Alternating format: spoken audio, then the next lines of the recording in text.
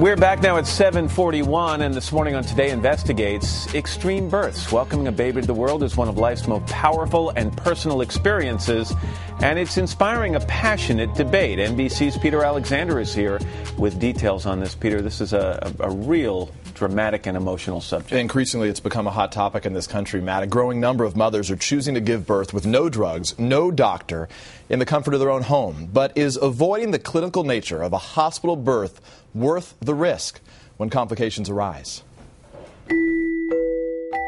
We believe that it would be the best for the baby. And it was so short of that. This is how two expecting parents' best intentions turned into anyone's greatest fear.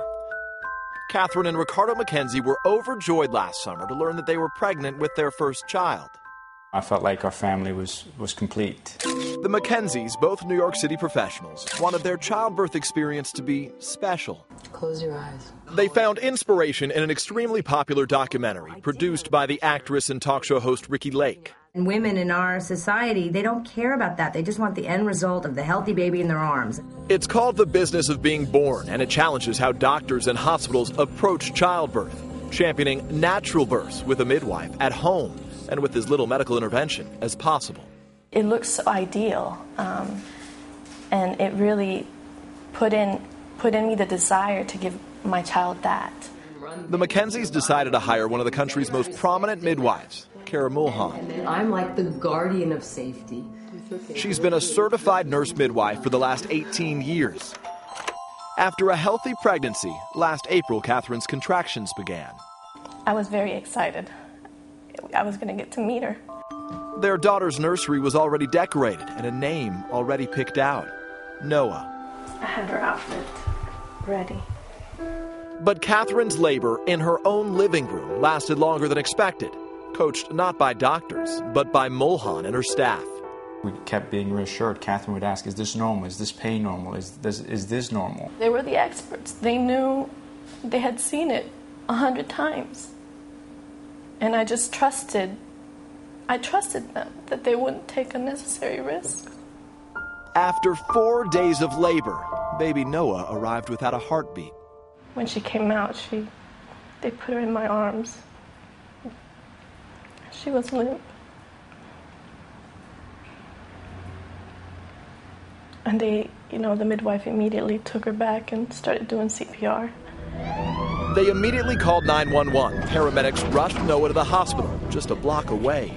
I was still hoping that she was going to make it. But doctors couldn't save Noah.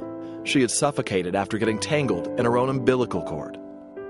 Their midwife, Cara Mulhan, declined our request for an interview, but released this short statement. There is nothing more tragic than losing a child. The entire staff at Cara Mulhan Midwifery is grieving the McKenzie family's loss. The McKenzies encounter the dark side of an increasingly popular trend among mostly educated urban couples. In fact, home births have soared 27% in the last decade. One of the doctors I spoke to said that he thought that home birth had become almost the equivalent of a spa treatment for women, that it was this sort of hedonistic concept of birthing.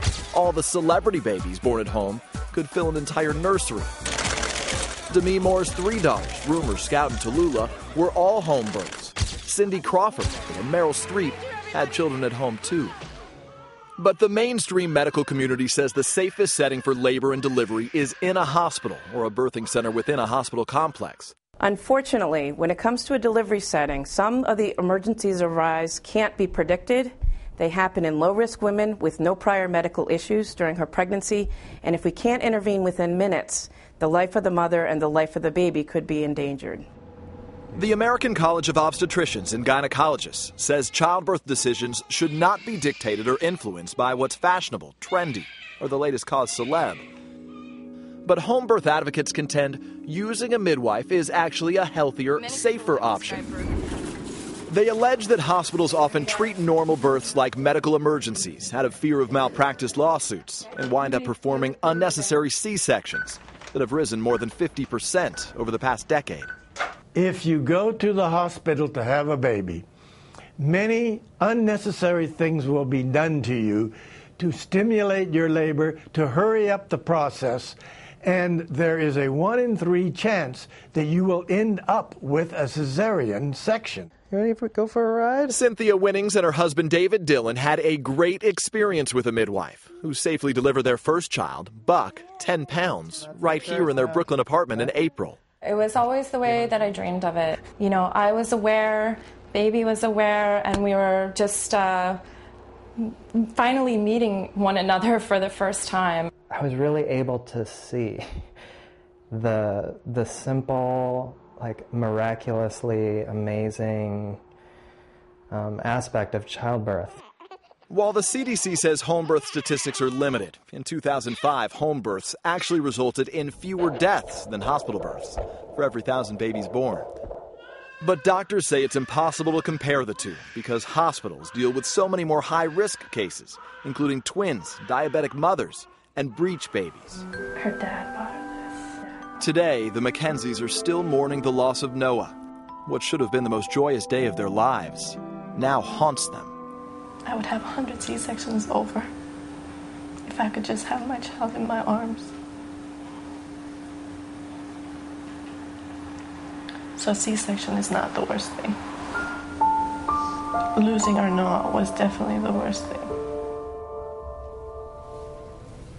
The Mackenzies say they need more time to heal, Matt, but soon they are hoping to once again try and start a family. Peter, that's a tragic side of this and a tragic story. What should people ask of a midwife before they employ that person? It's a good question. It's a conversation that parents right now are having around this country. And the medical experts that we spoke with said that expectant parents considering a home birth should ask several questions. Specifically, does the midwife have malpractice insurance? Another one would be, does she have a collaboration agreement with a doctor or a hospital that would help them care for the baby and the mother in case there is an emergency of this sort? All right, Peter, thanks very much. Appreciate it.